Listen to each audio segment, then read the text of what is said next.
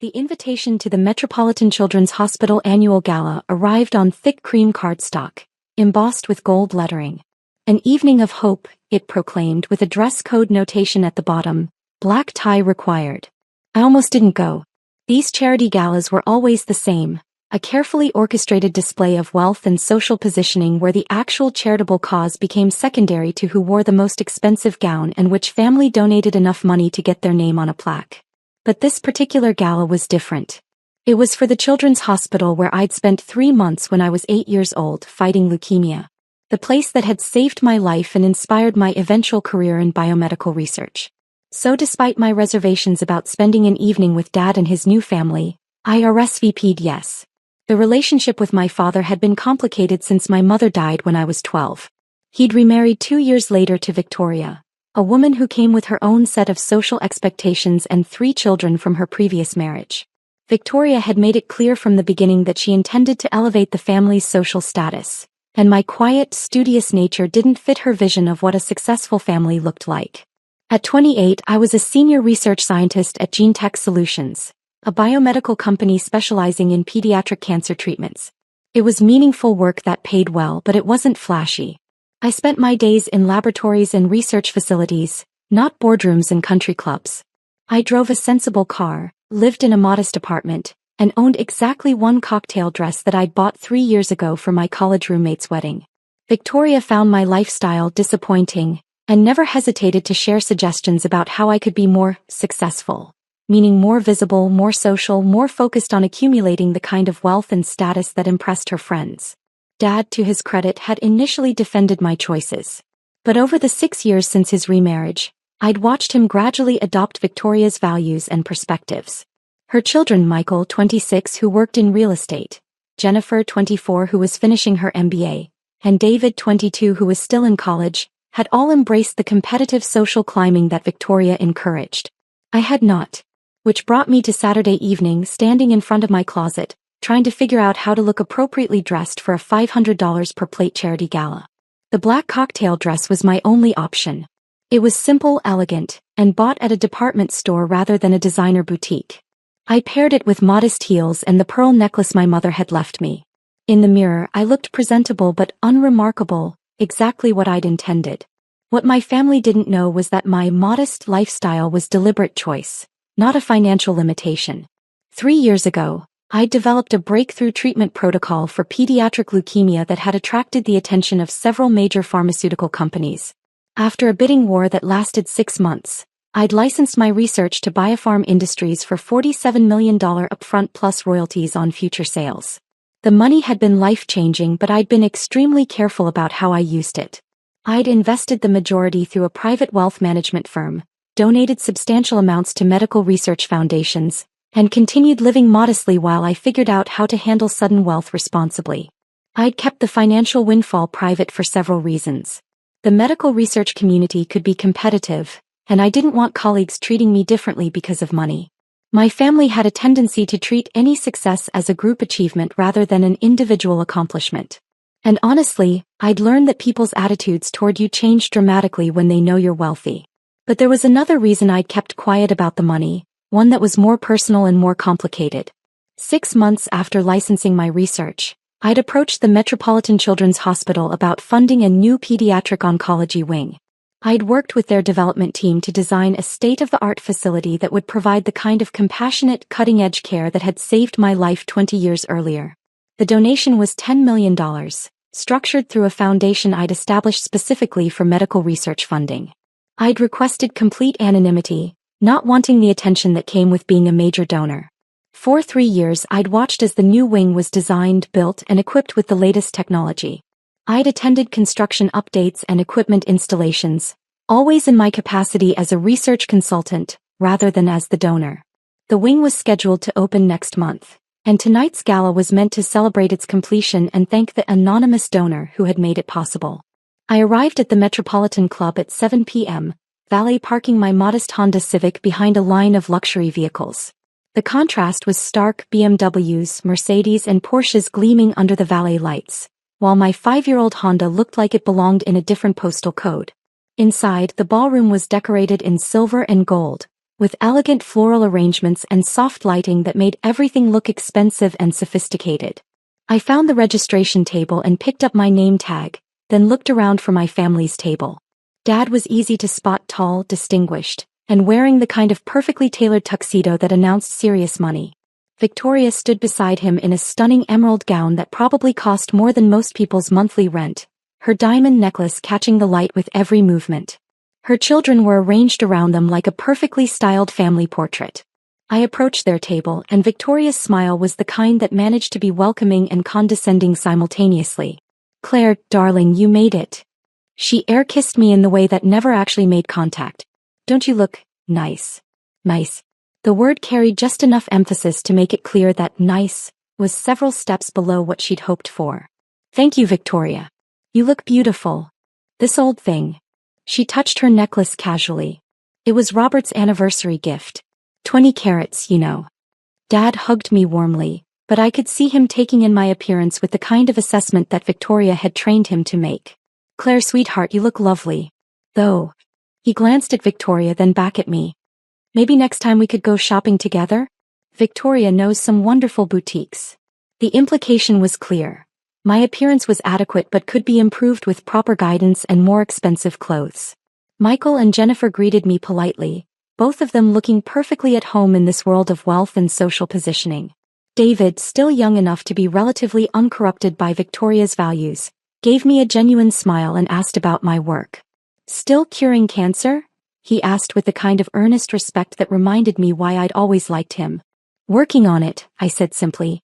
Victoria overheard and launched into her familiar critique.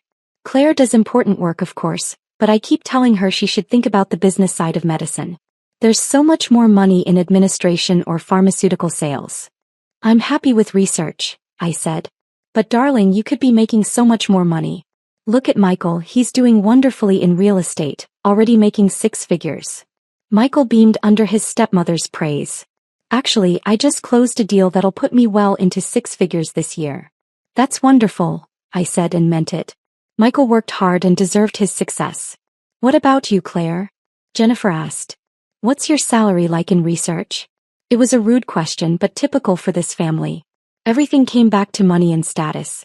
"I do well enough," I said diplomatically.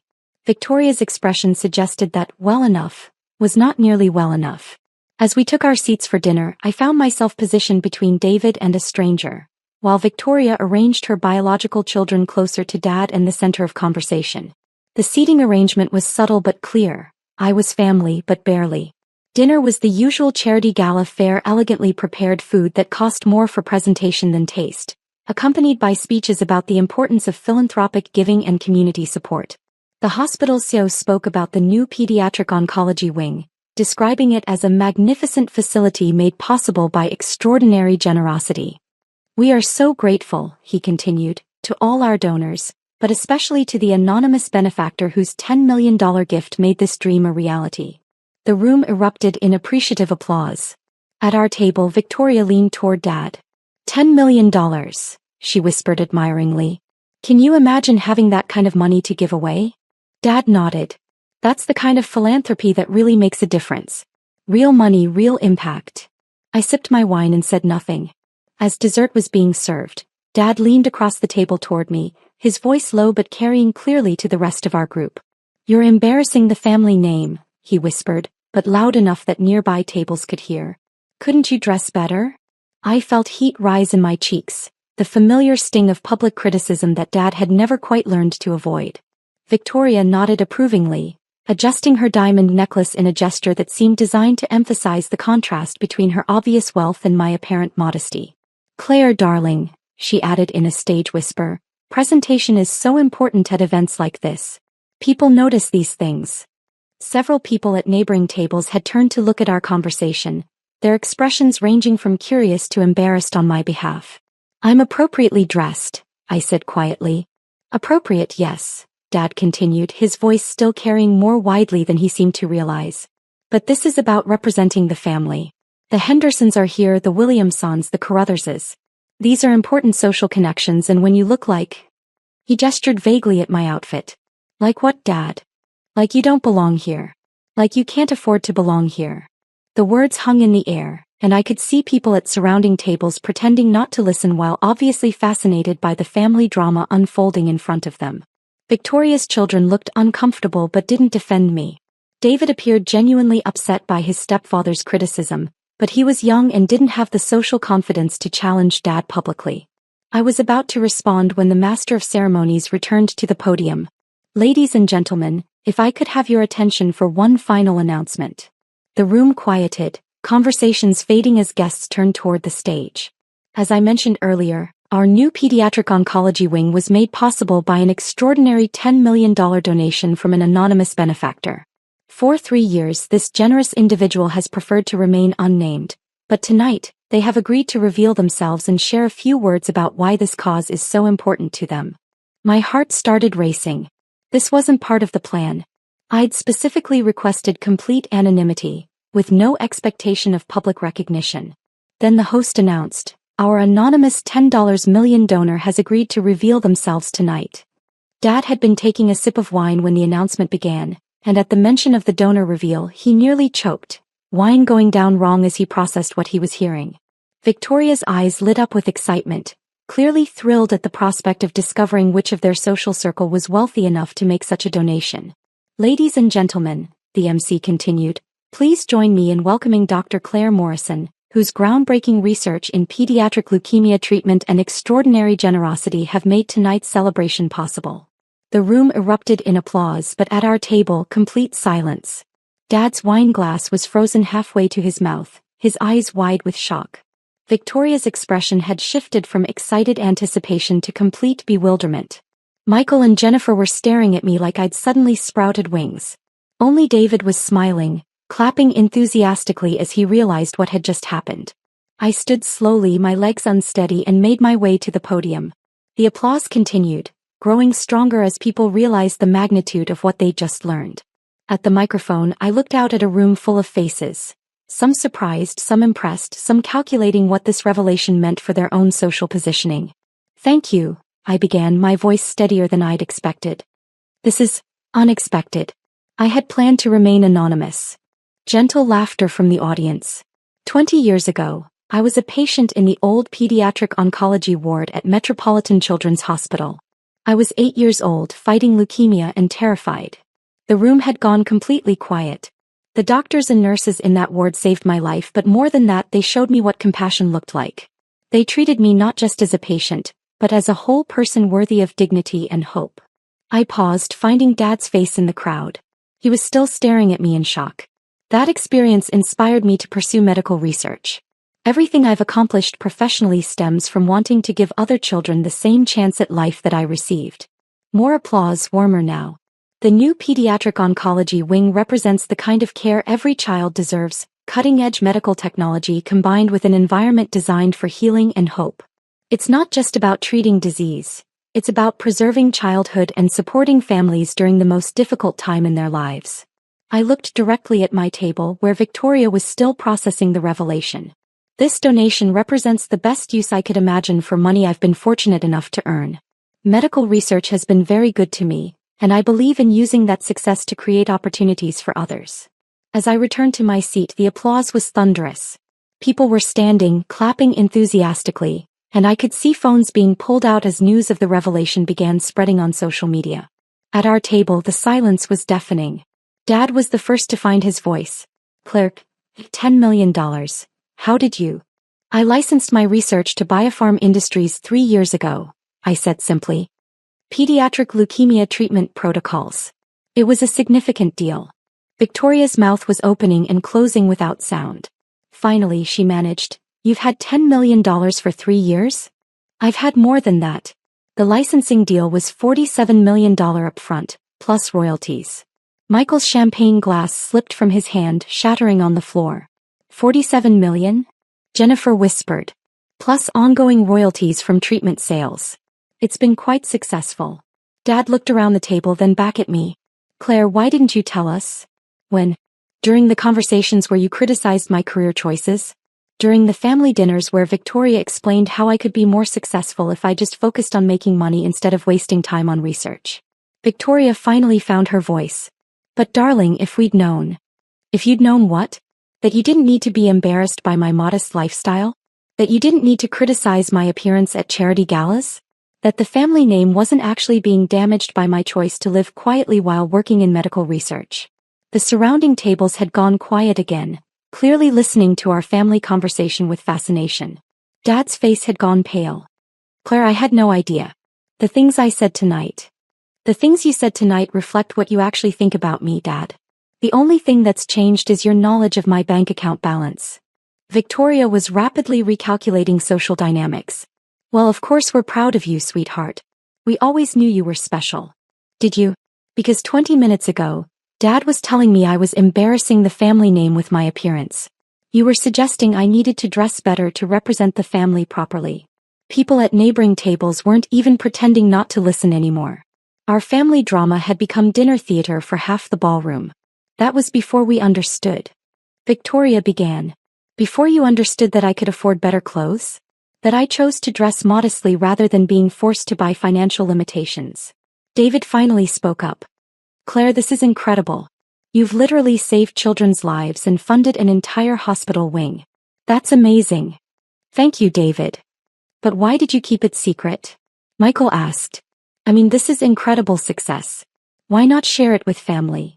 I looked around the table at these people who had spent years making me feel inadequate for choosing meaning over money, purpose over profit. Because I learned that this family's respect and inclusion was conditional on wealth and status. Because I wanted to see how you'd treat me when you thought I was just a researcher making a modest salary. Because I wanted to know if you valued me for who I am or for what I could provide. The silence stretched uncomfortably. And now we know, I continued quietly. Dad reached across the table. Claire, we love you. We're proud of you. You just assumed that because I lived modestly and worked in research, I wasn't successful enough to represent the family name properly.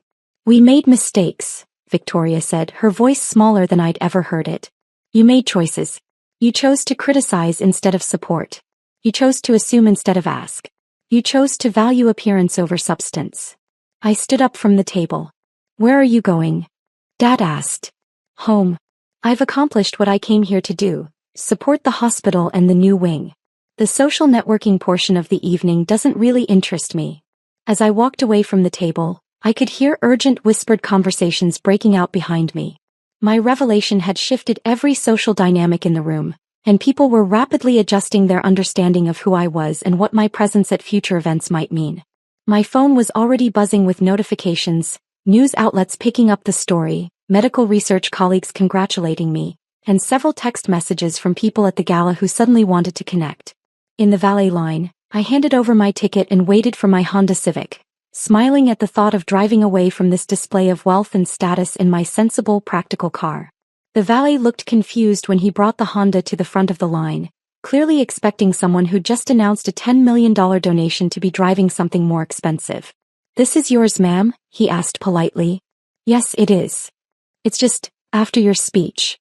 After my speech, it's still the same reliable car that gets me where I need to go. As I drove away from the Metropolitan Club, I thought about the evening's events. I'd maintained my anonymity for 3 years, but tonight had forced a revelation that would change everything. My family would treat me differently now. Colleagues would see me differently. Social events would carry different expectations. But the work would remain the same. The research would continue. The new pediatric oncology wing would open next month and begin saving children's lives. And sometimes that was all that really mattered. 3 weeks later, Dad called. Claire, I've been thinking about what happened at the gala. And I owe you an apology. A real one, not just embarrassment about being wrong about your financial situation. I'm listening. I taught you to value substance over appearance, meaningful work over social status, helping others over accumulating wealth. Those were the values your mother and I raised you with. I was quiet, letting him continue. And then I married Victoria and got caught up in her world of social positioning and status competition. I started criticizing you for living the values I taught you because they didn't fit the image Victoria wanted our family to project. Dad, let me finish. What you've accomplished, the research, the treatments that are saving children's lives, the quiet generosity, that's exactly the kind of person your mother and I hoped you'd become. I'm sorry it took a public announcement for me to remember that. It was the apology I'd been waiting years to hear. Thank you, Dad. That means a lot. Is there a way for us to rebuild this relationship? To get back to the father and daughter we used to be?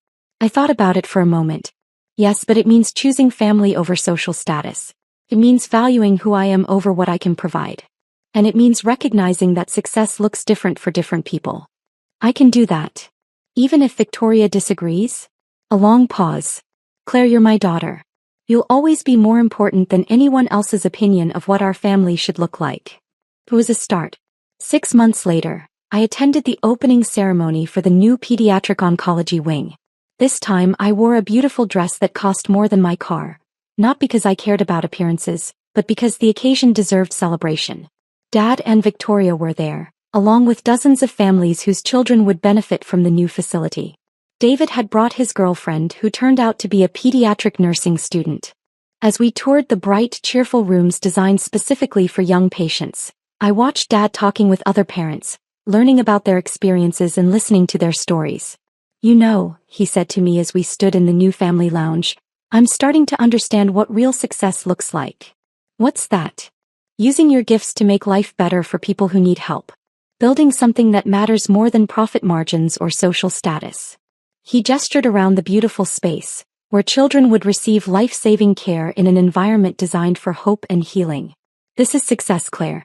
This is what making a difference actually looks like. For the first time in years, I felt like I had my father back. I should have seen it coming. The signs had been there for months.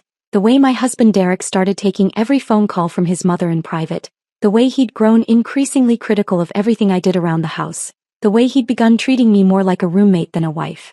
But I'd been so buried in my work, so focused on building my consulting business, that I'd missed the warning signals until it was almost too late. The conversation that